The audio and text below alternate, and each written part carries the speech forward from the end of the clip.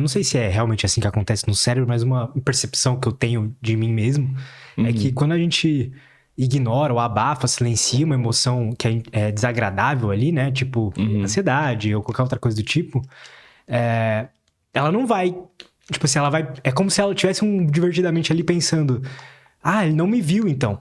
Ele não tá me vendo. Deixa eu ficar mais forte aqui pra poder... Aparecer. Pra ele ver, cara. Pra ele ver que tem um agente estressor na vida dele. Uma ameaça. Sabe? Toda vez que você vai... toda vez que você vai silenciando, assim, escondendo, eu acho que ela vai aumentando pra ser mais vista, mais vista, mais vista. Quando você é visto... Eu não conheço a história, né? Sua... Com seus pais e tal, mas... Qual é a sensação que você tem quando você é visto por eles? Sabe? De alguma forma, quando eu sou visto... eu alcanço a essência pelo qual eu nasci. A essência última de todas as coisas, que é me sentir amado. Sim. Uma forma de eu ser reconhecido na profissão, e a galera reúne esforço pra caramba pra poder ser reconhecido na profissão, é porque quando eu for me sentir, né? Quando eu for, é sobre eu me sentir. Quando eu me sinto reconhecido, pô, cara, bate aquela sensação, assim, de realização, mas o fato de eu me sentir, assim, realizado e ter reconhecimento de certas pessoas me faz sentir, de alguma forma, visto. Isso num nível muito inconsciente, né? E quando eu sou visto, eu me sinto acolhido. Sim. E por me sentir acolhido, eu me sinto amado. Da mesma forma, no emagrecimento, por exemplo, na cabeça e na mente de muitas pessoas, quando eu emagrecer, eu serei vista. Olha, o mesmo princípio. Eu serei visto, eu serei acolhido e assim me sentirei amado. O papel inconsciente, não é somente isso que eu tô falando aqui agora, mas o papel inconsciente da gordura, vamos dizer assim, e eu vou entrar aqui numa questão meio... não é somente, né, neurocientífica, mas também mais uma questão mais, assim, existencial, tá? Às vezes o papel da gordura em muitas pessoas pode também, além de outras coisas, porque sempre é multifatorial, pode também ser uma maneira de eu ser vista, porque dentro de mim eu não me sinto acolhida e não me sinto amada. Tem algumas pessoas, tipo um eu rebelde interno ali, você consegue entender o que eu tô falando? Eu tenho certas pessoas que não são vistas ou na vida, e por conta disso é aí que fazem aquele outro comportamento, assim, comportamento oposto, né? Mais ainda, porque se eu não me encontrei acolhido no caminho A, no caminho A eu serei visto no caminho B, de alguma forma.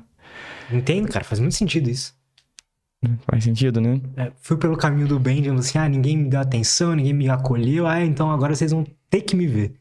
Isso aí, vão ter que me ver. É uma coisa inconsciente, né, mas... Uma coisa inconsciente, bem, bem consciente. Assim como, por exemplo, algumas pessoas, elas têm muita dificuldade de emagrecer porque elas se sentem vulneráveis. Veja só, se isso faz sentido pra você também. Se eu emagrecer, eu serei vista. Só que o ambiente... Olha essa coisa interessante. A gente tá falando agora mesmo sobre ser visto como um ambiente positivo, de acolhimento. Só que dependendo da experiência da pessoa, existem pessoas que se elas sentem que se elas forem vistas, será um ambiente de vulnerabilidade e exposição, igual a perigo. Por exemplo, se eu emagrecer, eu correrei risco de ser assediada.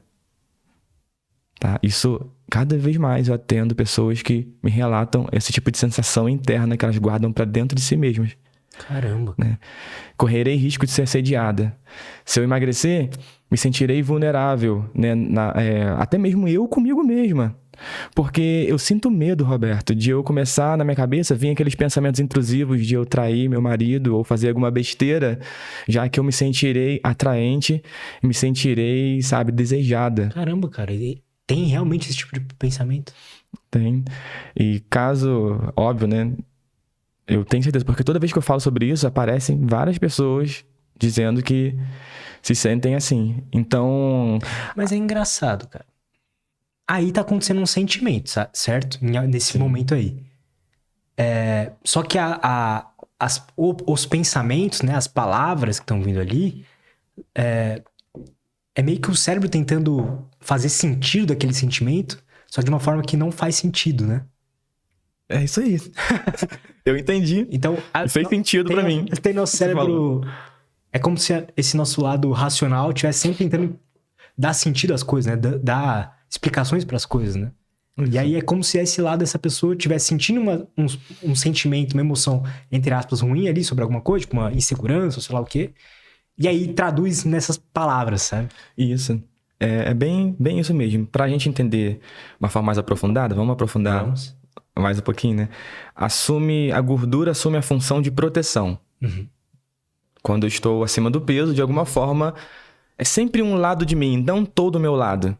A pessoa, ela sofre porque ela quer emagrecer. Racionalmente, ela quer emagrecer. Mas existe todo um processo de condicionamento no cérebro dela que a gente vai atribuir aí ao sistema límbico, tá? A gente vai atribuir todo o processo, né? Por exemplo, quando a gente fala sobre regiões do cérebro, né? A gente pega ali... É bacana a gente falar sobre isso para poder o pessoal entender. Uhum. Nós não somos um só. Essa ideia de eu para o cérebro não existe. Nós somos o resultado, o reflexo da interação de várias regiões, de várias áreas cerebrais.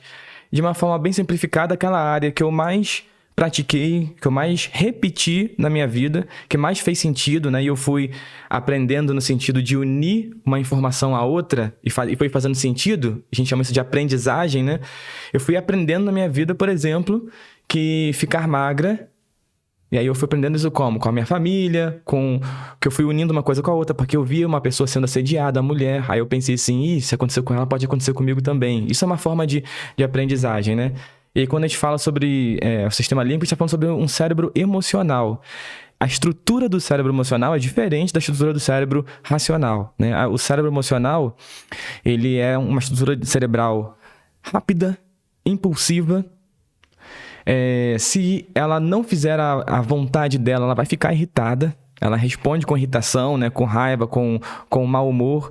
É uma estrutura cerebral que vive o presente. Ela não consegue fazer cálculos a longo prazo. Por exemplo, assim, se eu comer em excesso agora, eu vou ficar culpado, vou ficar mal assim comigo mesmo. Ela é uma região cerebral que é responsável, tipo assim, gente, basicamente aqueles pensamentos assim... Vamos aproveitar a vida. Só se vive uma vez, cara. Vamos comer isso aqui, porque eu não sei se eu vou estar vivo amanhã.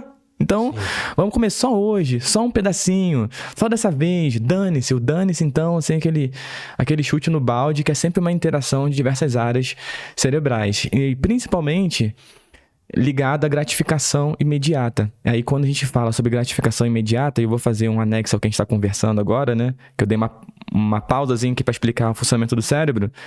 A gente pega uma região bem no centrozinho ali do cérebro, chamada área tegmentar ventral. Ela é responsável por levar, vamos dizer assim, facilmente falando, a dopamina em todos os centros de recompensa do cérebro. A gente pega a área nigrostriatal, que tem entre outras funções em relação com o movimento, vias mesolímbicas dopaminérgicas, que tem relação assim com prazer, né? Algo assim imediato. Tem a parte do núcleo de accumbens também, tem a parte do próprio córtex pré-frontal, e toda essa orquestra fisiológica, que a gente está falando só sobre o cérebro emocional, ela acaba por muitas vezes, quando ela está muito inflamada por todos esses contextos ambientais que nós conversamos, como estresse, ansiedade, sensação de perigo. Então, se eu estou sentindo que eu vou ser assediada, por exemplo, porque meu corpo está aparecendo, estou sendo vista, eu vou acionar as amígdalas cerebrais, por exemplo, que é aquela sensação de perigo e ameaça no ambiente, e isso vai apagar a minha racionalidade, isso vai diminuir aquela minha racionalidade que está mais responsável com as regiões do córtex pré-frontal. Tipo assim, eu vou perder um pouco de lucidez naquele momento e vou sair para comida, vou comer. Porque olha só que coisa interessante, quando eu como, naquele momento, naquele exato momento, enquanto eu tô comendo, eu tô sentindo uma coisa que eu não sinto quando eu penso que eu vou emagrecer. Nesse contexto, eu tô sentindo proteção. Eu tô comendo, quando eu como, eu tô sentindo aquela proteção. Algo me preencheu, algo me protegeu naquele momento. E naquele exato instante, eu condicionei. Eu fiz o condicionamento, né? A aprendizagem de comida com proteção. Vai tirar isso agora do cérebro daquela pessoa. Pois é, cara. É uma coisa bem complexa. Isso me gerou outra dúvida. Beleza. Como que acontece, então, por exemplo? Eu não sei se a gente vai precisar dividir esses dois grupos de pessoas ou a gente consegue falar das duas coisas ao mesmo tempo. Aí você que manda. uma pessoa com compulsão alimentar, ou comer emocional, ou então qualquer outro tipo de comportamento indesejado ali que a pessoa venha a ter, automático, né? Pode ser um outro tipo de vício, etc. Como que a gente pode entender o momento, o que aconteceu para dar o episódio? Então, por exemplo, um episódio de compulsão alimentar. Eu sei que ali no momento, na hora, naqueles minutos ali, no cérebro e no corpo tá acontecendo coisas específicas, certo? Mas, no passado, tiveram outros tipos de coisas que aconteceram para ela poder chegar ali naquele tipo de comportamento, certo? Houve um aprendizado, um condicionamento. Então, eu não sei se a gente vai precisar dividir esses dois grupos de pessoas, mas vamos imaginar assim, a pessoa foi lá, teve um episódio de um comportamento indesejado. Pum. O que aconteceu no passado dessa pessoa? E também, o que está acontecendo no presente? Assim, como que o ambiente dela se parece, externo e interno? A gente não pode dizer que 100% das pessoas tiveram algum passado que desencadeou em compulsão alimentar. A gente pode falar assim, 100% delas tiveram um passado, tá? Às vezes a pessoa pode ter inclinações, por exemplo, outros tipos de inclinações, porque é multifatorial. Inclinação genética, tá? Enfim, diversos tipos, né, de inclinações ali. Mas quando a gente está falando desse público de pessoas que realmente tiveram, eu vou usar uma analogia aqui pra gente entender, né? Mais fácil. Eu vou pegar aqui. Cara, isso aqui, sei lá, foi a minha infância que eu carreguei aqui. Tá aqui. Tá. O que eu consigo perceber, guardar lá na minha memória, lá no hipocampo e tal, eu percebo que eu senti, tá? Naquele momento, sensação de baixo valor próprio. Imagina assim, baixo valor. Quando a minha mãe, ela falava que não podia brincar comigo porque ela tinha que trabalhar. Tava sempre trabalhando. Naquele momento, a criança não tendo recurso cognitivo para poder discernir, criança não tem recurso cognitivo, não tem o córtex pré-frontal, vamos dizer assim, desenvolvido. Então, ela vai olhar ali aquele comportamento e ela vai sentir que o problema, às vezes, é ela. Tipo assim, não sou especial o suficiente, não tenho valor suficiente. E ela vai internalizar, vai guardar aquilo ali, tá? Pensa que mais tarde ela ficou adolescente e o namoradinho dela foi lá e falou assim, você tá gorda, eu não quero namorar com gente assim. Foi lá e largou ela também. Mais uma vez foi reforçada a sensação de baixo valor próprio e mais uma vez reforçou aquela ferida do abandono, vamos dizer assim, do abandono, eu tô sozinha. Aí beleza, aí ela aí foi demitida, de alguma forma. Foi demitida, também sentiu, poxa, então porque eu não sou muito importante. Casou, e aí quando ela casou e teve um filho, por exemplo, toda vez que o filho dela chegava tarde em casa, então não avisava, então deixava o celular desligado, ela ficava muito nervosa e começava, você é maluco, nunca mais na sua vida faça um comportamento de excesso, tá? Só viaja um pouquinho nesse exemplo aí. Vou chegar a um ponto. E ela, naquele comportamento de excesso, você não pode fazer isso comigo, você tá entendendo? Você nunca mais saia, ou deixa o seu celular desligado, deixa a bateria acabar. Você não pode fazer isso, uma coisa descomunal. E um dia ela vai pra terapia, e lá na terapia ela percebe que ela tem aquele comportamento excessivo de excesso, porque absolutamente todas as pessoas ou pessoas que tinham relevância emocional na vida dela, caramba, a deixaram. E tinha um brinde aí. Ela ia pra comida, porque toda vez que ela ia pra comida, ela era o exato instante em que ela não sentia, enquanto o filho dela tava lá, né?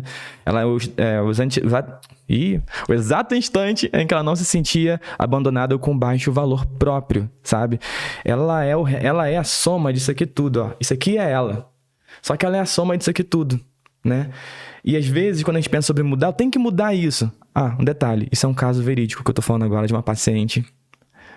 Aconteceu, né? Ela não conseguia entender os rompantes que ela dava. E ela foi descobrindo lá no passado, por exemplo, a origem dos próprios episódios de compulsão alimentar.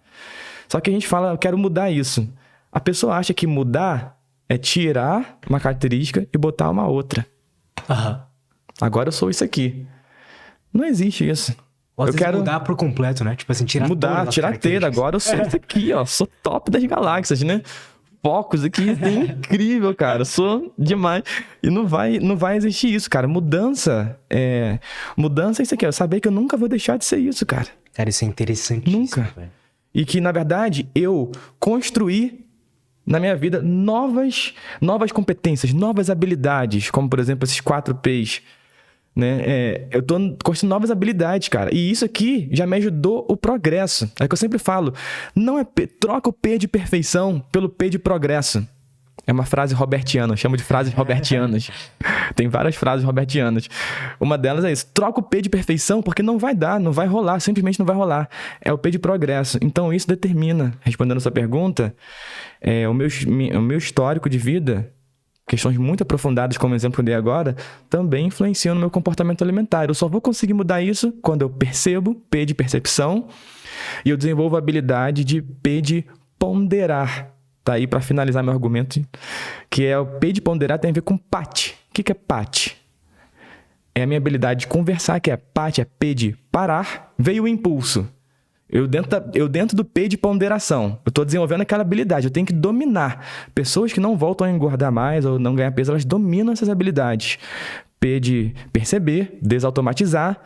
P de ponderar, que é dialogar, que vem junto com PAT, né? O P de parar. Veio o impulso, eu aprendo a parar na hora que o impulso vem, né? O A de analisar, eu analiso e dialogo. Pô, vai ser bacana pra mim eu comer isso? Eu vou realmente me sentir orgulhoso, bem comigo mesmo? Se eu fizer isso? Tá? Quais serão as consequências disso? E o T de tomar decisões. Eu chegar lá e aprender a tomar decisões que sejam coerentes com o objetivo que eu quero na minha vida.